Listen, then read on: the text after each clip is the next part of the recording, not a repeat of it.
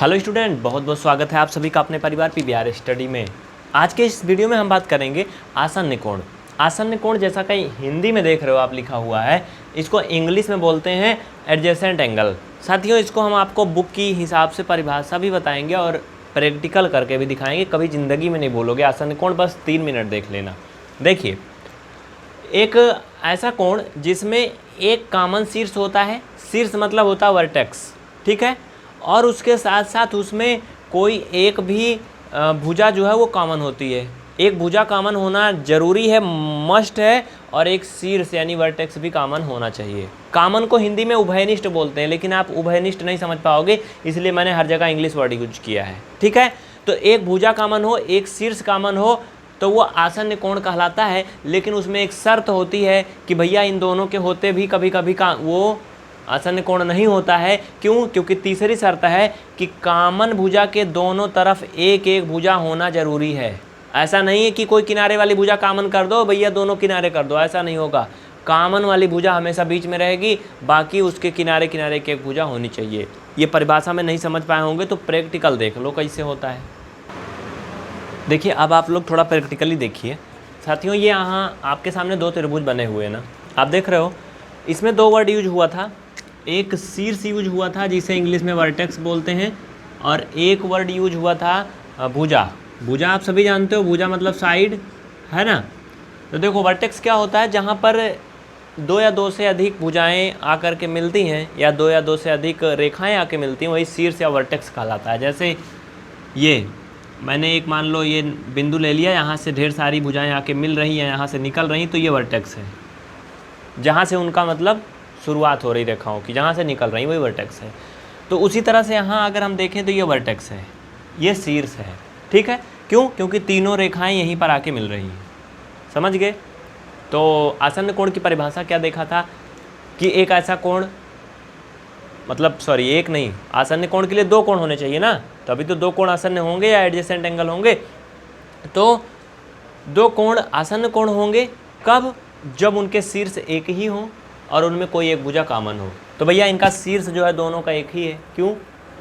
क्योंकि ये जो कोण बन रहा है, देखो OBC या फिर BOC अगर देखो, यानी दूसरा वाला कोण, तो इसमें रेखा OB क्या है, यूज हो रही ना, और शीर्ष यही है O।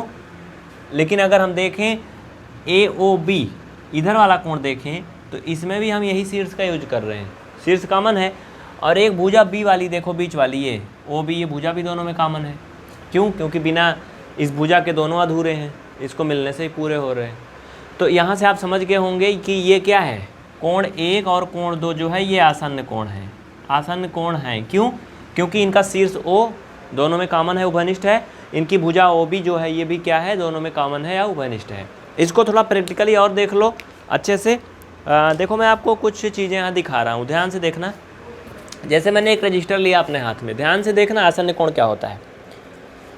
और मैंने इसको यूँ खोला ऐसे, ध्यान दो, उड़ने ना पाए ये, ऐसे खोला, ये मतलब जाने दो इसको, इधर से उड़ रहा है। 1 मिनट रुके रहो भाई, कुछ दिख तो नहीं रहा है।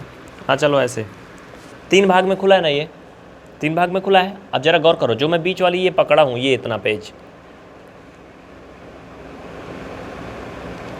ये कॉमन है कि नहीं दोनों में? अगर दोनों के द्वारा हम कोण बनाएं, अगर मान लो देखो उड़ रहा है, एक इधर ये इतना एक कोण हो जाए ये, और एक कोण ये हो जाए, तो दोनों में ये कॉमन हो रहा है ना, कॉमन है ना।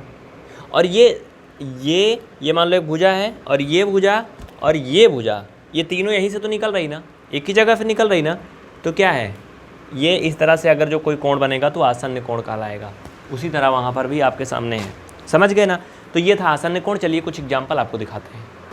यहाँ पर आपके सामने दो आकृति दिख रही है, दो चित्र दिख रहा है।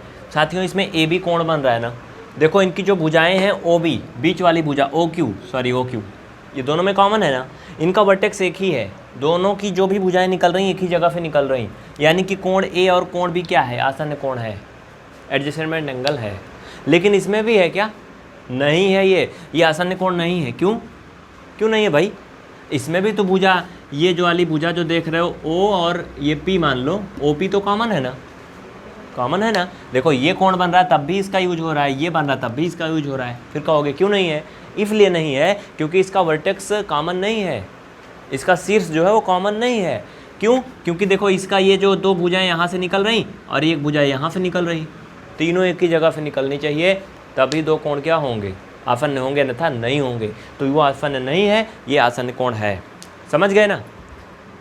अगर आप इस वीडियो को YouTube पर देख रहे हैं तो चैनल को सब्सक्राइब करके बेल आइकन ऑन करें। अगर फेसबुक पर हैं तो पेज को लाइक करें। डिस्क्रिप्शन चेक करें, वीडियो को बहुत सारी इंपॉर्टेंट लिंक दी गई है। चलिए